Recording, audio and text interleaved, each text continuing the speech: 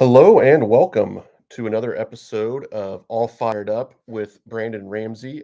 As we get some people trickling in here, I'm going to close this blind so the sunlight isn't too crazy here. I'm actually traveling in a hotel here in Carmel, Indiana, but we're going to make this lighting look a little bit better, and then I will be right back.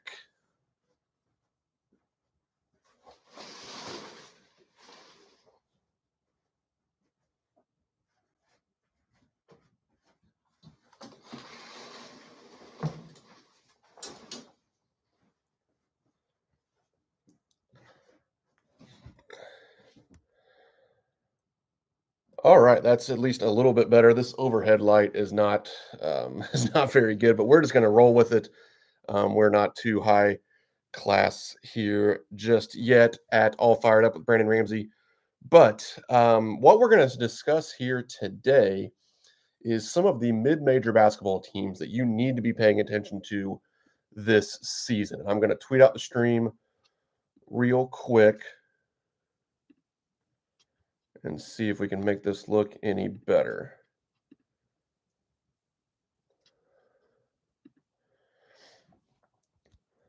All right. As I said, welcome into another episode of All Fired Up with Brandon Ramsey.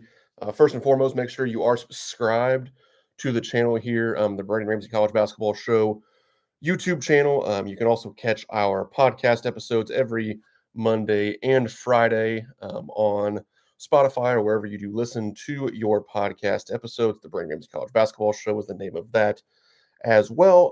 And then also just make sure you are following me on Twitter at bramseyksr.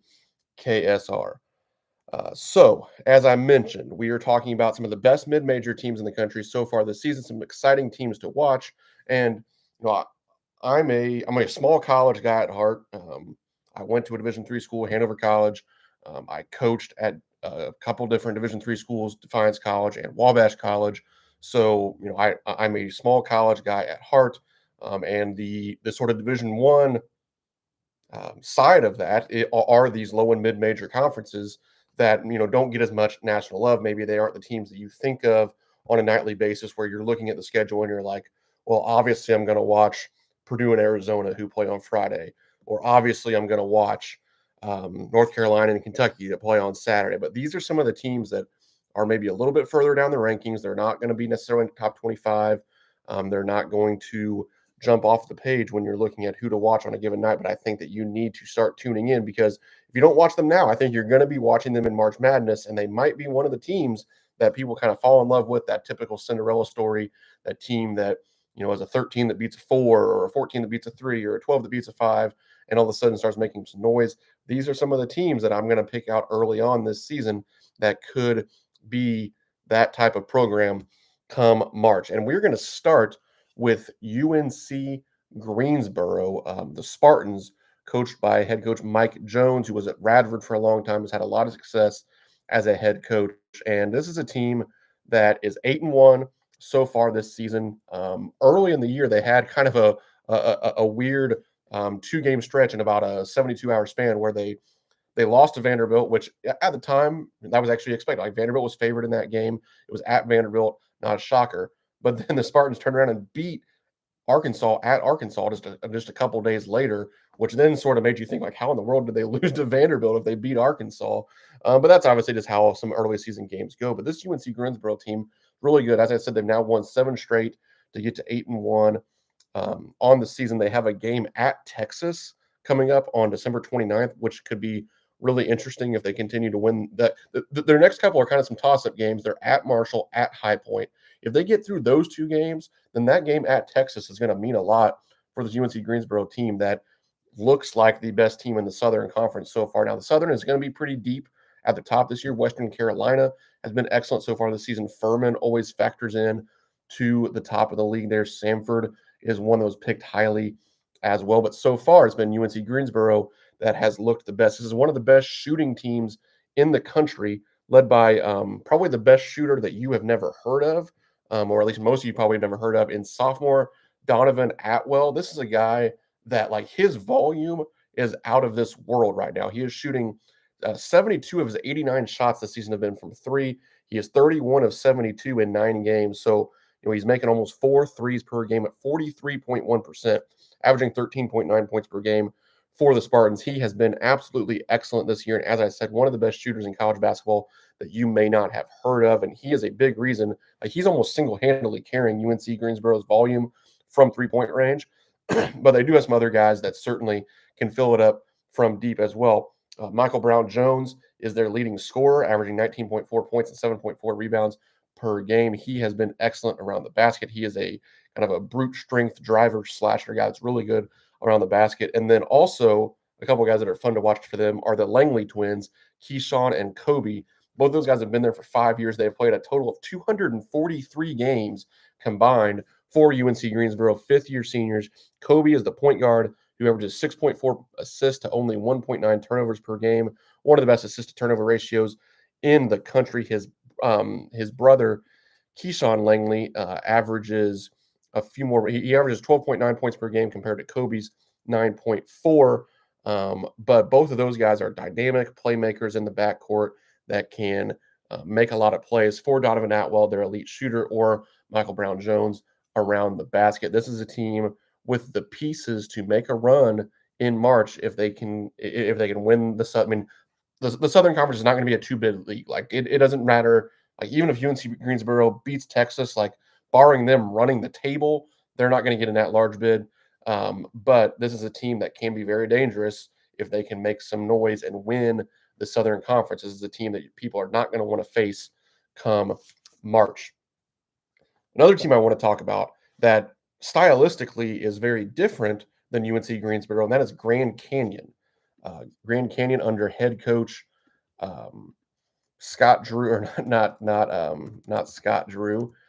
They are coached by Bryce Drew. The Antelopes are 8-1 so far this season, coming off of back-to-back excellent wins. They won against San Diego State and then won at Liberty. So the Antelopes are really starting to put together some quality wins. Their only loss this season was to South Carolina. They also beat San Francisco this season. So they have 3 top 70 KenPom wins already, which for a mid-major is excellent. They look like a team that's probably going to, crazy things can happen in conference basketball, but this is a team that really should kind of dominate the WAC this year. I mean, KenPom projects them right now to go 16-4 and win the league by 5 games. That's going to be tough to do, I would say, but that's the type of season they're capable of having. And like, when you look at the rest of their slate, like, it's not unrealistic for them to run the table this season. I mean, I'm actually looking at their KenPom page right now. Literally every single game is projected to be a win at this point, just in terms of the point spread.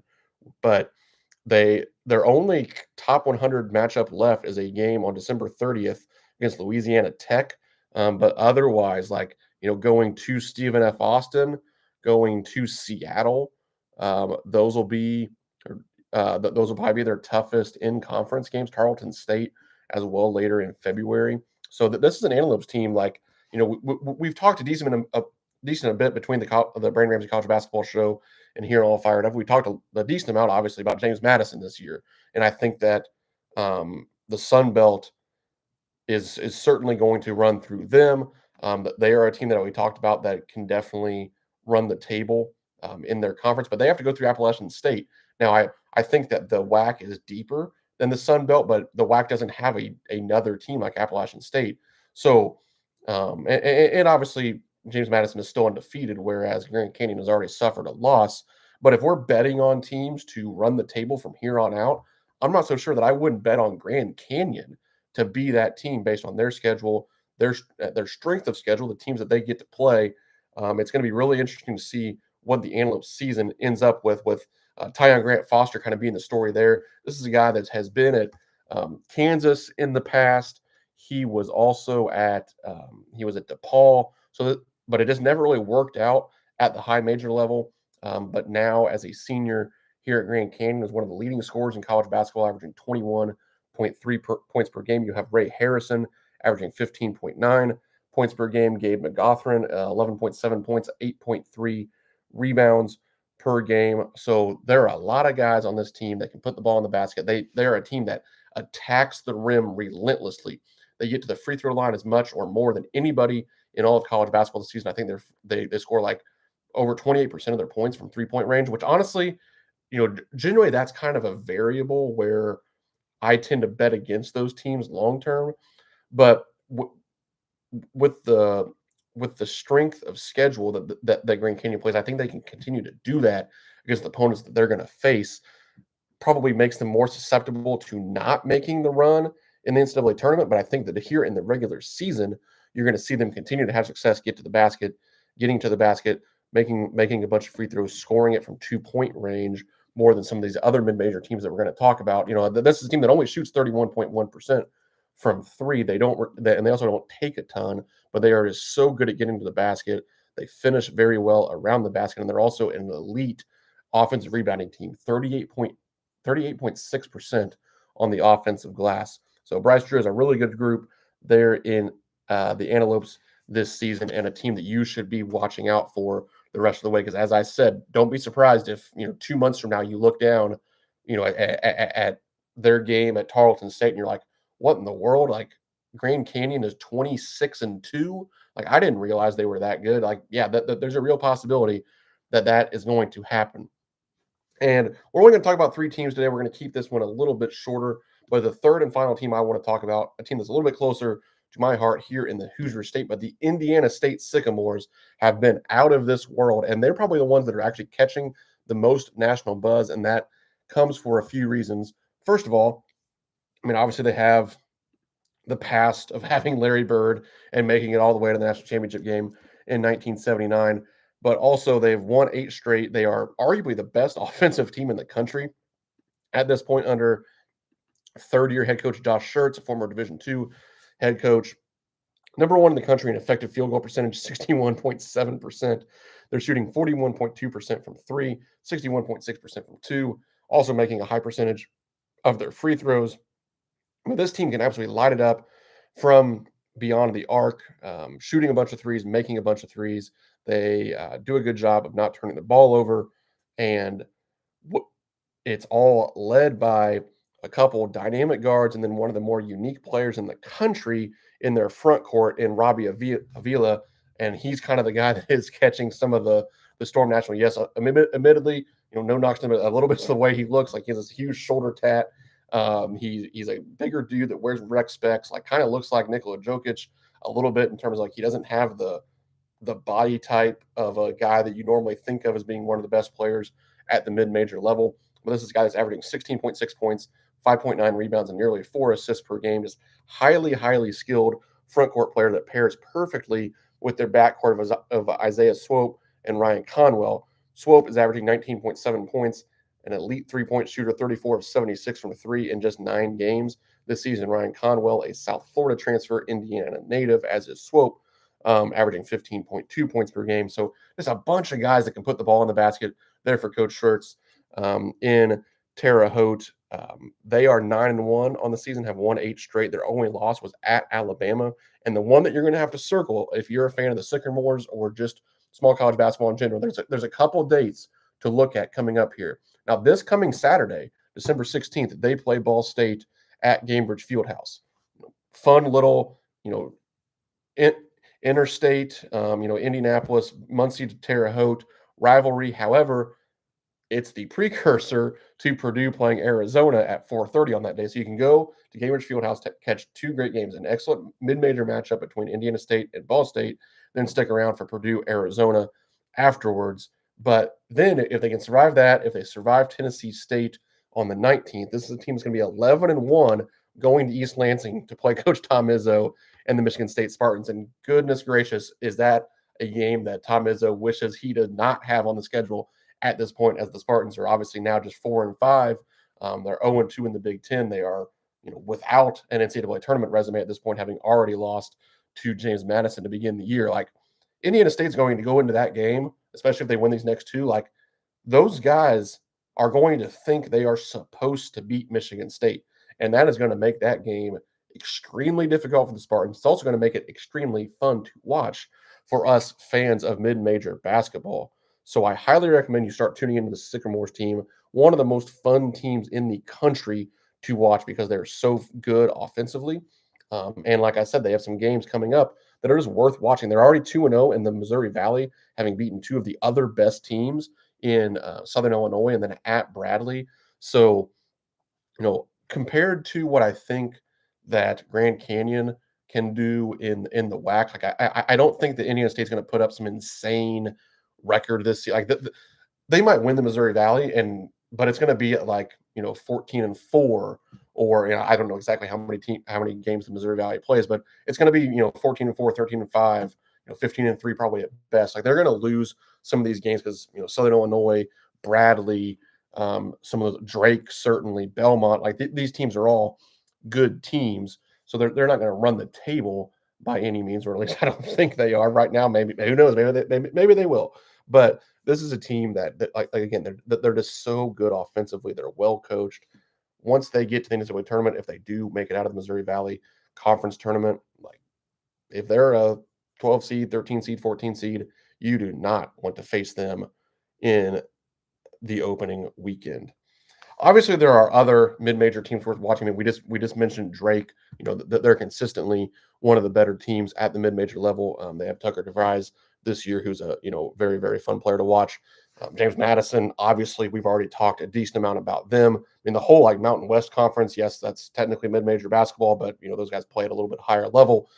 Colorado State, New Mexico, all these teams that are actually fighting for at-large bids more so than these still kind of single bid leagues. So certainly you want to watch the Mountain West and how all that shakes out as well. But I just wanted to highlight these three teams. I felt like it was important to try to get some people on the bandwagon of Indiana State, Grand Canyon, and UNC Greensboro going forward. And they all have some big games, some big matchups here between now and the end of the year before they really dive into the teeth of conference play that I think are worth like it. If you want to say, okay, Brandon, like how do I get myself into mid-major basketball? Like, well, watch Grand Canyon play Louisiana Tech. Watch UNC Greensboro play at Texas. Watch Indiana State play at Michigan State. Like, if you can't get excited about that, then I think we're gonna have different conversations here.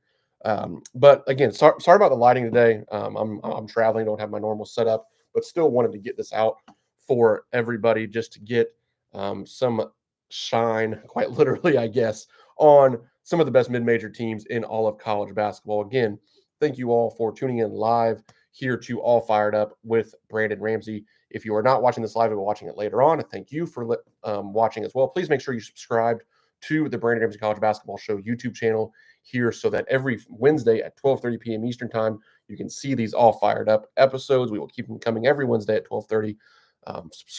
You can also subscribe to the Brandon Ramsey College Basketball Show podcast feed on Spotify or wherever you do listen to your podcast episodes for content coming every Monday and Friday mornings. And then, as always, everything lives on my Twitter at BRamseyKSR. So give me a follow there as well. And thank you all for tuning in. Enjoy the rest of the week of college basketball.